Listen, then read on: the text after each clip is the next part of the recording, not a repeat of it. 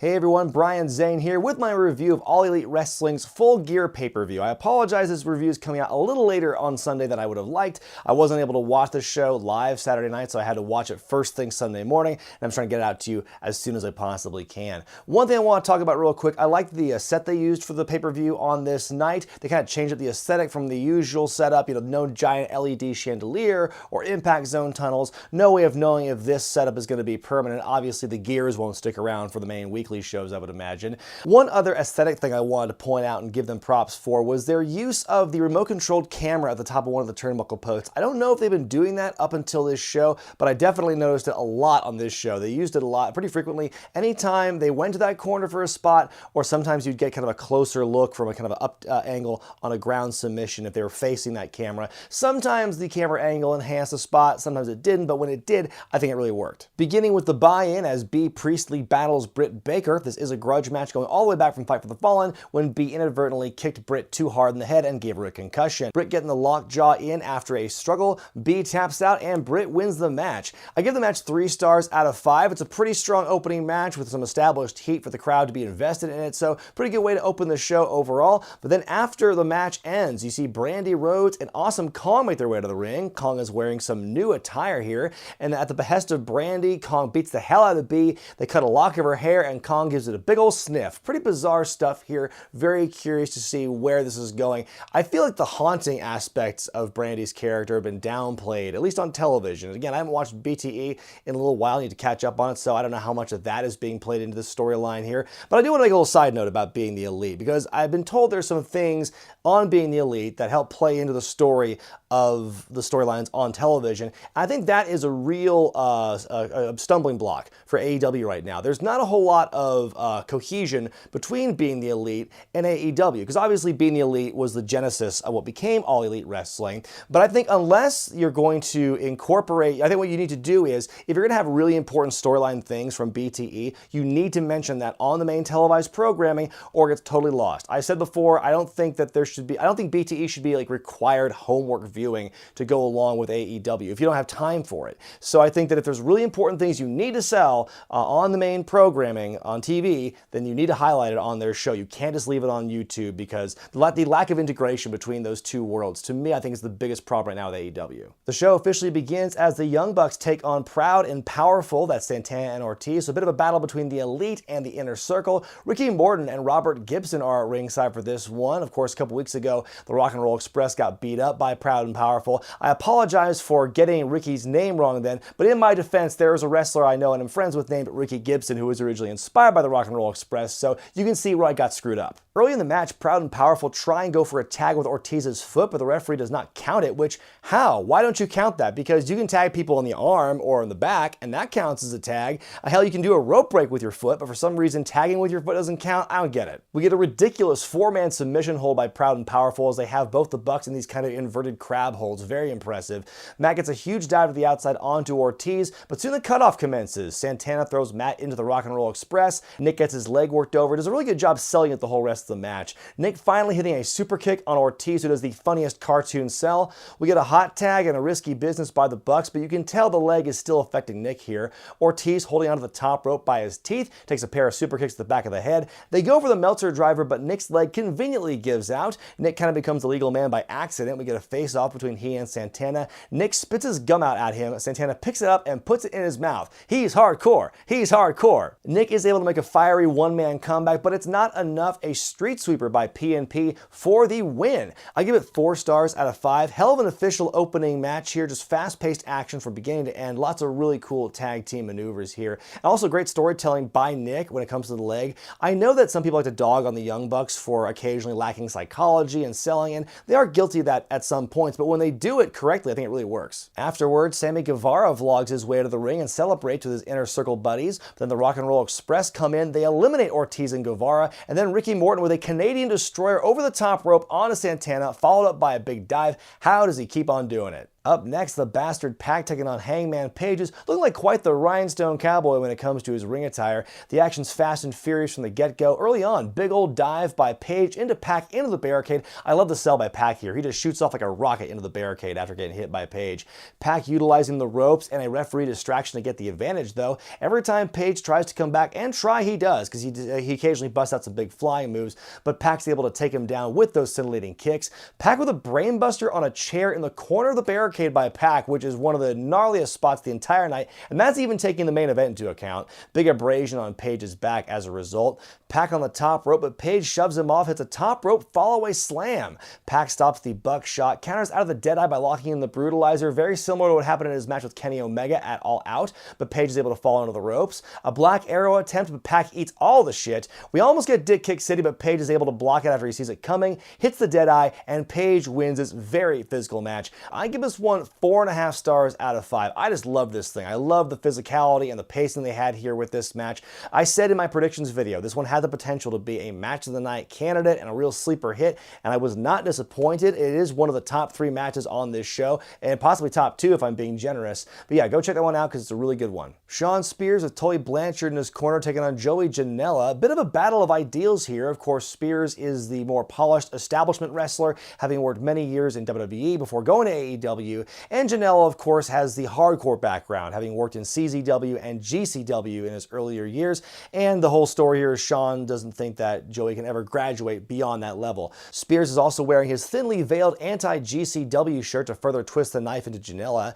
Early on, Spears catches Janela in midair and hits a power slam on the floor. Also gets dumped over the ropes right onto his back, does Joey. Spears is able to tie the tag rope in the corner to Janela's hair. We get some pretty lax officiating by Hebner here. Joey fights out of it, even loses some of his hair in the process. Janela makes a comeback complete with a big dive to the outside, but Spears does get back on top. He even drops Janela back first onto the top turnbuckle from a backbreaker position. Spears removes the top turnbuckle pad, and while Hebner tries to fix it, we get a spike piledriver on the floor with the assist by Tully Blanchard, a C4 in the ring, and Spears wins the match.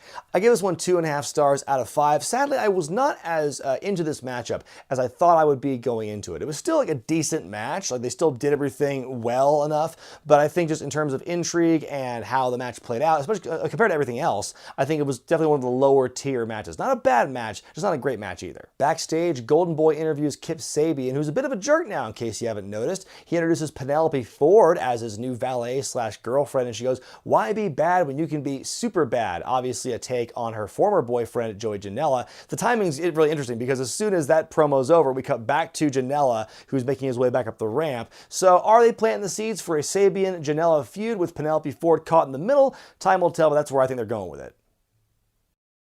Triple threat match for the AEW Tag Team Championships as SCU defend against the Lucha Brothers and Private Party, who were added to the match last week on Dynamite as part of the bronze medal match against the Dark Order. Now on paper, I was really looking forward to this matchup. I thought with all 3 of these teams and knowing what they can do athletically and with their double team moves, how they light up the ring every time they're in there, I was expecting a huge matchup. And we did get some of that athleticism and the cool double team spots in this matchup, but I feel the format really killed the flow of these guys because it was 3 teams, but 2 men were in the ring at any given time, and you could tag in and out freely to any partner and stuff. So that alone, I think, really interrupted the flow of what they normally would do in a straight-up 2-on-2 tag team matchup. I recently reviewed Survivor Series 98, which their semi-main event was a triple threat tag team match for the championships. All 3 guys were in the ring at once, and that was a huge clusterfuck. This one was not as bad as that by any means, but it still was hampered by the format, I believe. Isaiah Cassidy doing a backwards leaping facebuster onto Pentagon, but doesn't get all of it. He walks right into a move by Phoenix, and they come back with a very creative sequence. I loved Kaz's Hurricane Rana over the top rope to the outside, which begins the sequence where everyone gets their dives in, punctuated by Rey Fenix doing an insane twisting dive after hopping the ropes. Mark Quinn hitting his perfect shooting star press on Kaz. We get a kick out. The Gin and Juice is blocked. We get an SCU later, and SCU win the match and retain the championships. I give it 3.5 stars, and that half star goes solely to Rey Fenix for doing Rey Fenix things. To me, he was the MVP of this match by far, But like I mentioned, I think the format of this match really hampered a lot of what they could do. Had this match been a tornado triple threat tag team match, I think you had a lot more fun with it, had been a lot more free to do the things they are wont to do, all three of these teams. But besides that, I still think it was a really entertaining match. After the bell, the Lucha Bros attack SCU. When the lights cut out, they come back up, and it's another Pentagon Jr. We get the Doink mirror gimmick from WrestleMania 9 for a second before the Pentagon Trace beats up both the Lucha Brothers. It's Christopher Daniels, back from the injury he suffered at the hands of Penta and Phoenix several weeks ago. He even has the old symbol painted over his eye. Really cool return here by Daniels. Riho defends the AEW Women's Championship against Emi Sakura in a match they're billing as student versus teacher. And honestly, this opening hype package before the match did a much better job telling the story between these two than the storytelling they tried and failed to do in the week leading up to this on Dynamite. They only announced the match on Wednesday or maybe Tuesday. So it's kind of disappointing. It really kind of came from out of nowhere, and you think you could spend more time building this up. In fact, Emi Sakura's Twitter account, she does a really good job building up the story and the relationship between them over the years. So go check that out if you want some more background on this matchup. One more thing. Hi, Felix. She is one of the premier women's professional wrestling trainers in Japan. Good back and forth early on. Sakura with a crossbody onto Riho, who falls to the outside. Riho stops Emi on the turnbuckle and hits her with a double stomp onto the apron. I'm loving all the Freddie Mercury nods that Sakura does in her matchup. And not only the coming out to the ring with the mic stick and the mustache and everything, but even in the matches she's doing the submission, she's doing the AOs that Freddie Mercury used to do with the crowd. And the crowd went along with it too for the most part. Believe in her like we should. She's done nothing but win here.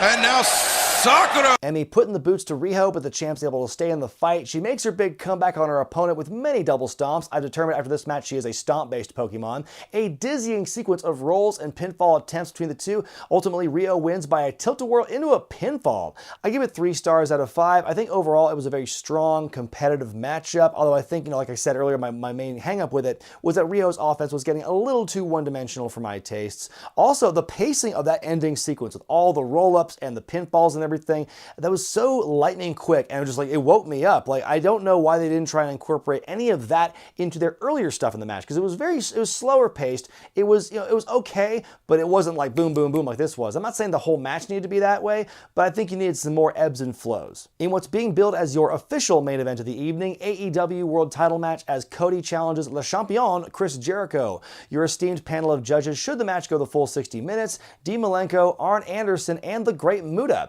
Cody making his way to the ring with MJF. Jericho's got Jake Hager in his corner. By the way, I love that a lot of the fans sing along to Judas during Jericho's entrance. Jericho's got a custom weight belt. The parodies of the Cody gimmick continue. By the way, major faux pas on my part this past week on Wednesday Warfare. I completely whiffed on the idea that Jericho's hype package was a direct parody of Cody's hype package from a few weeks before with DDP and Brandy and his mother in it. That went completely over my head. Things begin slowly. Cody with the advantage. Jericho powders out and gets in the face of Dean Malenko, which is a pretty cool visual. Lots of history between them back in WCW. Cody goes for a dive, but Jericho moves, and Cody lands face first on the ramp and starts bleeding. Jericho begins working him over in the face and the rib area. Jake Hager also getting involved at one point.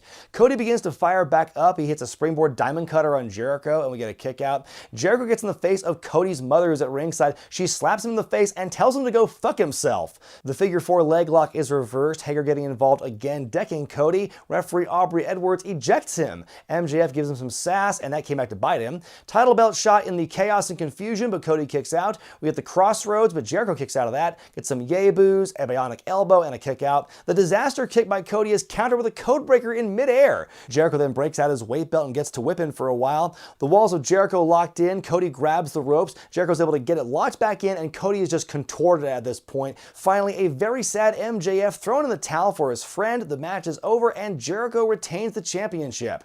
I give this one 4 stars out of 5. I loved the story in this matchup. I thought they did a great job building up from the very beginning where Cody had the advantage to the botched dive to the outside where he got busted open, Jericho exploiting the injury, the cheating, all the way up to the finish with MJF throwing in the towel. Great storytelling here. My one nitpick was the pacing. I thought was a little slow at times, but not too much to detract me from my enjoyment of the match. On stage, Jericho and the Inner Circle celebrate with a little bit of the bubbly, and then after that we see a moment between Cody and MJF in the ring. MJF looking very apologetic and near tears as the fans are chanting, "You fucked up," at him. Then all of a sudden they have this moment, boom, Dick Kick City out of nowhere by MJF, and as Cody falls in a heap, MJF says, "My turn, you selfish prick," looking very smug and full of himself as he goes back up the ramp, and the fan nails him with a drink, and that's pretty much that. I think it's a twist that a lot of people saw coming, and honestly, after I finished uploading my predictions video and hit public, I realized, oh yeah, that's probably going to happen. I completely forgot about the MJF factor. And sure enough, that is what happened. MJF costing Cody the championship.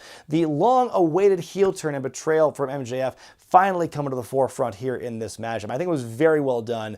MJF is now just instantly catapulted as one of the top heels in the company here. And so after he has his feud with Cody, who knows what the future holds for him, but I would imagine he's going to do pretty well for himself, knock on wood, barring no crazy circumstances. But yeah, MJF, if you've seen him in the indies before he got signed, he's been a great heel. He commits to it, and it's just in a way, it's one of the most refreshing things out there in wrestling today. So good to see MJF finally getting this spot where he turns on Cody. Can't wait to see what the future holds. In your real main event, it's a lights-out, unsanctioned match as Kenny Omega takes on Jon Moxley. The action's fast and furious from the beginning. Moxley says into the camera, "It's time for some fucking garbage wrestling," and the weapons come out. They go into the crowd, Kenny with a double stomp onto a trash can atop Moxley. Moxley gets out the barbed wire bat, bludgeons Omega with it, and grinds it into Omega's back and sides. Kenny produces a table and the barbed wire broom. Moxley goes for a dive, but he's smacked with the broom, bleeding from the back of his head. Omega's now on the attack, does the most extreme cleaning you'll ever see.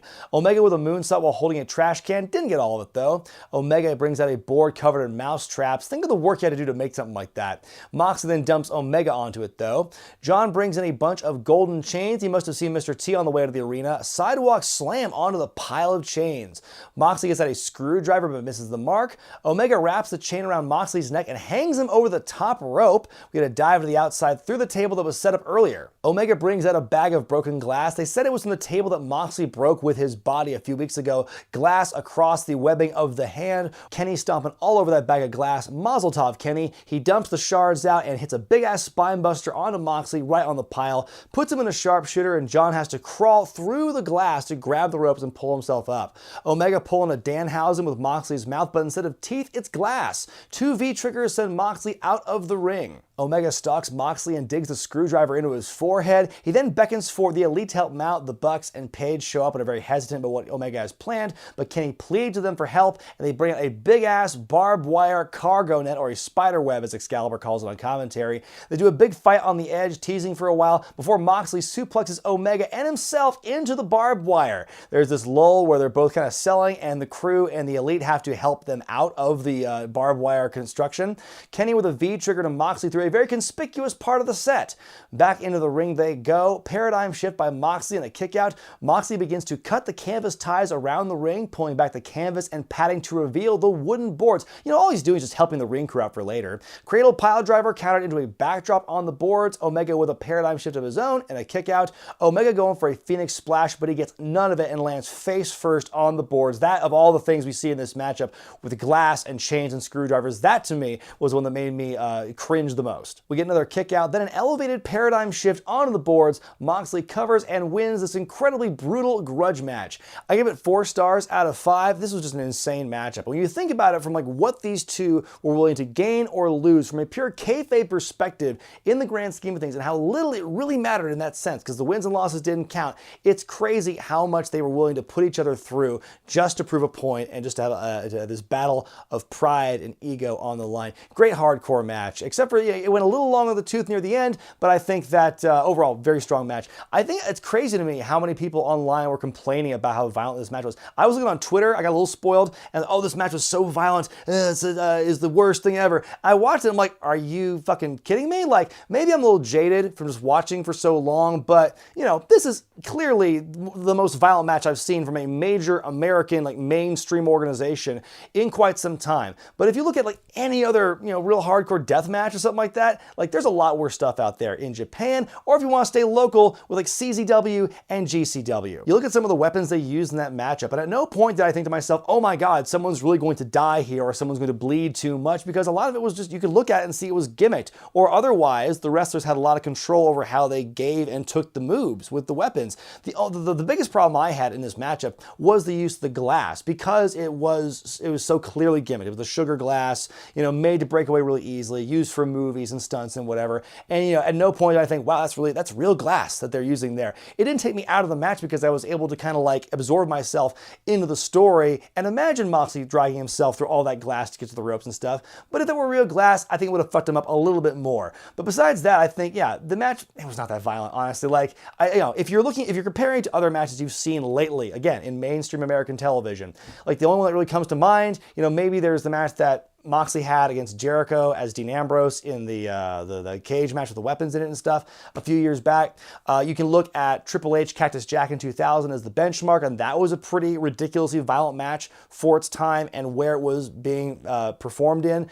And then this one, I think, is very similar in that vein, a little more extreme, but in the grand scheme of things, like not violent enough that I think people should write letters or go on Twitter and say, that was too far. That was not too far. I've seen too far. That shit was not it. It was still a fun way to end the show, but yeah, in terms of like, oh my God, this is such a, I can't watch, maybe don't show your kids this, but there's a lot about wrestling you don't show your kids, in my opinion. So yeah, I think it was a really strong way to end the show. Not nearly as violent as people made it out to be, but still a lot of fun.